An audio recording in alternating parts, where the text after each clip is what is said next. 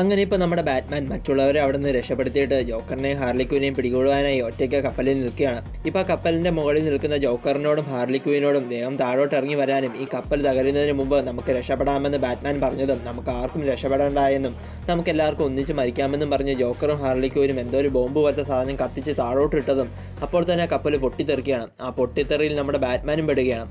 അങ്ങനെ പിന്നീട് കുറച്ച് ദിവസങ്ങൾക്ക് ശേഷമുള്ള കാര്യങ്ങളാണ് ഇനി കാണിക്കുന്നത്. ഇപ്പോൾ ആ ജോക്കറിനെ തോൽപ്പിച്ചതുകൊണ്ടും ജോക്കറും ഹാർലിക്വിനും ആ കപ്പൽ പൊട്ടിത്തെറിയിൽ ചത്തതുകൊണ്ടും ഇപ്പോൾ ആ ജോക്കറിൻ്റെ രാജ്യം ഭരിക്കുന്നത് നമ്മുടെ ഗൊറില്ല ഗ്രോഡാണ്.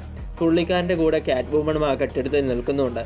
ഇപ്പോൾ ഇവർ രണ്ടുപേരും ടൈം മെഷീൻ കിട്ടിയിട്ടും തിരിച്ച് ഫ്യൂച്ചറിലേക്ക് പോകാത്തത് എന്തുകൊണ്ടെന്നാൽ കാറ്റ് വുമൻ്റെ കയ്യിലിരിക്കുന്ന പവർ കൺവെർട്ടർ പോലെ Poison Ivy, Deathstroke, Penguin, Two Face എന്നിവരുടെ കയ്യിലും ഓരോ പവർ കൺവെർട്ടറുകളുണ്ട്. അപ്പോൾ Poison Ivy, Deathstroke, Penguin എന്നിവരുടെ കയ്യിലുള്ള കൺവെർട്ടറുകൾ കിട്ടിയാൽ മാത്രമേ ആ ടൈം മെഷീൻ പ്രവർത്തിപ്പിച്ച് ഫ്യൂച്ചറിലേക്ക് ഗ്രോഡിനും കാറ്റ് വുമണിനും പോകുവാൻ സാധിക്കുള്ളൂ.